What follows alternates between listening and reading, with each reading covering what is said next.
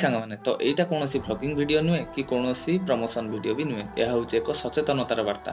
ତ ଆପଣମାନେ ତ ଜାଣିଥିବେ ଗତ ଜାନୁଆରୀ 7 ତାରିଖ ଠାରୁ ଆମେରିକାର କାଲିଫର୍ଣ୍ଣିଆ ଜଙ୍ଗଲରେ ବିରାଟ ଭୟାବହ ଅଗ୍ନିକାଣ୍ଡ ଘଟିଲାଣି। ତ ଏହା କମିବ କ'ଣ? କ୍ରମଶଃ ବଢ଼ି ଚାଲିଛି। ଏହାର ମାତ୍ରା ଏତେ ଅଧିକ ହେଲାଣି ଯେ ଆମେରିକାର ବିୟୁଟିଫୁଲ୍ ସିଟି ଲସ୍ ଆଞ୍ଜେଲେସ୍ ଓ ହଲିଉଡ୍ ହିଲ୍ସ ବର୍ତ୍ତମାନ ପର୍ଯ୍ୟନ୍ତ ହୁତୁ ହୁତୁ ହେଇ ଜଳୁଛି। କମିବାର ନାଁ ବି ଧରୁନି। ତ ମୋର ଆପଣମାନଙ୍କୁ ଏଇ କଥା କହିବାର ଗୋଟିଏ କାରଣ ଯେ ତ ଆମେମାନେ ମଣିଷ ନା, ତ ଆମେମାନେ କେମିତି ଚାହିଁପାରିବା ଆମ ଧନ ଜୀବନକୁ କ୍ଷତି କରିବା ପାଇଁ? ଗତକାଲି ଆମେରିକାର ହେଇଛି, ଆସନ୍ତାକାଲି ଆମର ବି ହେଇପାରେ। ଏହାର କିଏ ଗ୍ୟାରେଣ୍ଟି ଦେଇପାରିବ? ତ ମୋର ଆପଣମାନଙ୍କୁ ଏଇ ଅନୁରୋଧ ଯେ ଆପଣମାନେ ଯେଉଁଠିକି ବି ପିକନିକ୍ ଯାଉଛନ୍ତି, ଯେତେବେଳେ ଆପଣଙ୍କର ରୋଷେଇ କାର୍ଯ୍ୟ ସରୁଛି, ସେତେବେଳେ ଆପଣଙ୍କ ଚୁଲିରେ ଥିବା ଅବଶିଷ୍ଟ ନିଆଁକୁ ଦୟାକରି ଭଲ ଭାବରେ ଲିଭେଇ ଦେଇ ଆସିବେ। କାହିଁକିନା ଆପଣଙ୍କର ସେଇ ଗୋଟିଏ ଭୁଲ ହିଁ ସାରା ବିପଦର କାରଣ ବନିପାରେ।